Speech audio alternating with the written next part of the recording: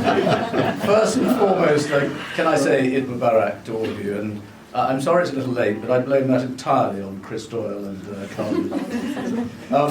We're all very grateful to Caabu and Muslim Aid for hosting us tonight, and it's a pleasure to see a room full of such enthusiastic and I think well-meaning people. And to me, that is the epitome of British Muslims. And it's good to see ambassadors and parliamentarians of all parties here.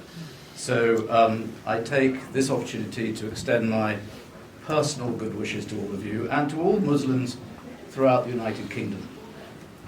Now, Ramadan and the end of Ramadan is an occasion for reflection and contemplation about oneself, about one's family, and about the state of the wider world.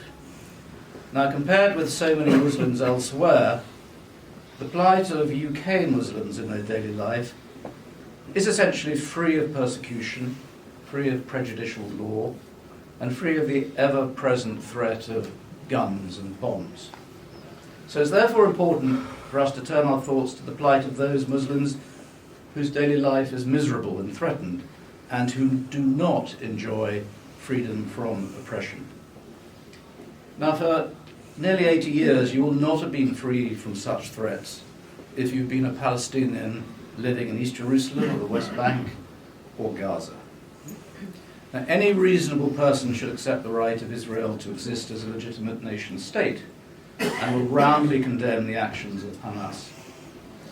But such reasonableness should not be taken advantage of and used to suppress equally reasonable criticism of Israeli conduct. Let's be clear. Criticism of Israel is not anti-Semitic. Quite the opposite. Whenever in the world we see breaches of international law, we have a right and a duty to point that out. Now, if you were trying to celebrate Eid in Rafah, you'd have been greeted with yet another Israeli instruction to evacuate your home. While Gaza has been all but erased, settler violence on the West Bank has significantly increased, settlement building has expanded, and the demolition of Palestinian homes has continued to be overseen, indeed driven, by the State of Israel.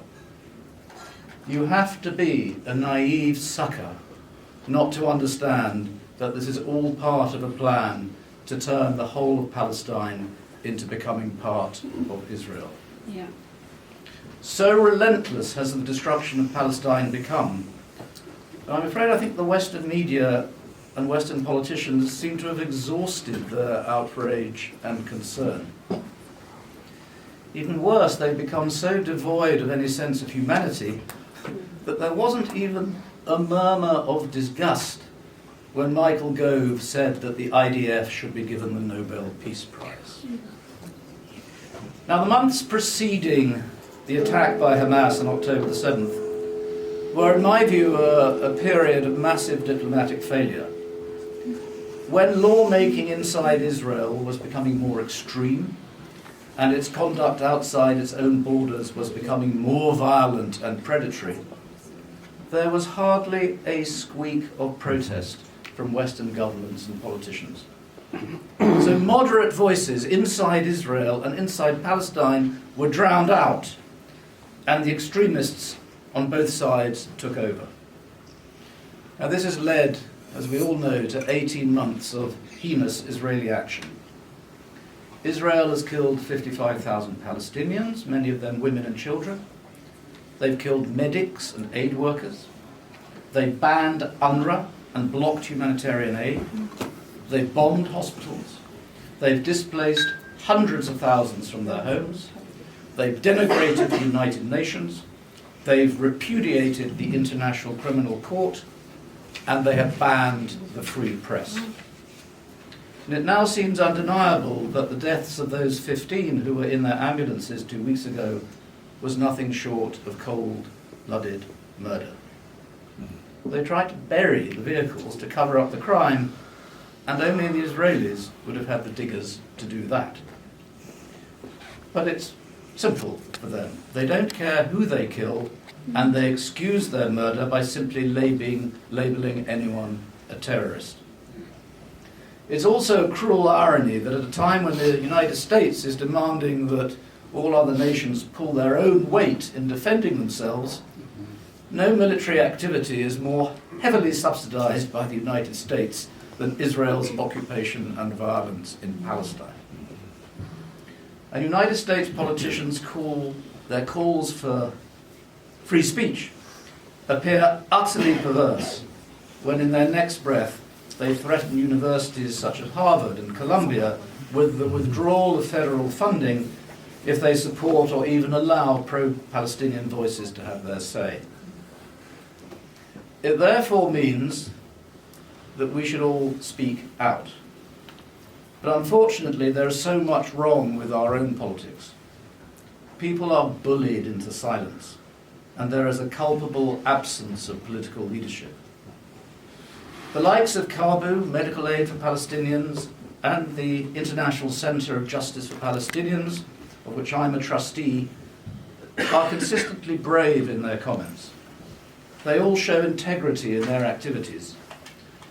Some, like Lord Soames in our House of Lords here, have strongly called for the recognition of Palestine, and Emily Thornberry over this weekend on the Commons Foreign Affairs Committee has made a principled stand.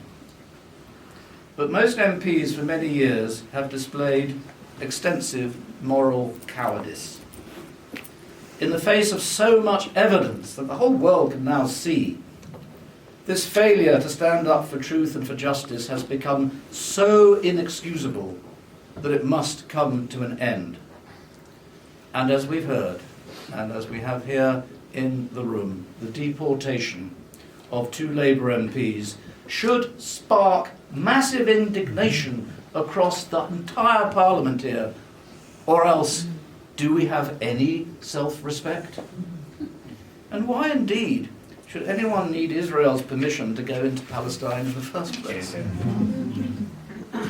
We're now free to say openly, and Chris referred to it and Joe is standing over there, that the delegation was organised by Caabu and MAP. And it's an utter disgrace that MPs and staffers were detained in the way they were. I'm sorry to say that I've seen the way the Conservative Party has been captured by improper influence. And it can also be accused of using its party's complaints procedure to support vexatious accusations against people as a way deliberately to silence them. The Conservative Party has a moral blind spot on Palestine. And unless and until the party re-establishes moral decency in its foreign policy, it will enjoy neither respect nor electoral success. The greatest gift to peace would be that by the time of the next Eid, the world will have recognised Palestine as a state, and maybe Israel will have freed Marwan Barghouti to help lead it. Israel needs to be told to get out of Palestine because it is not their country. The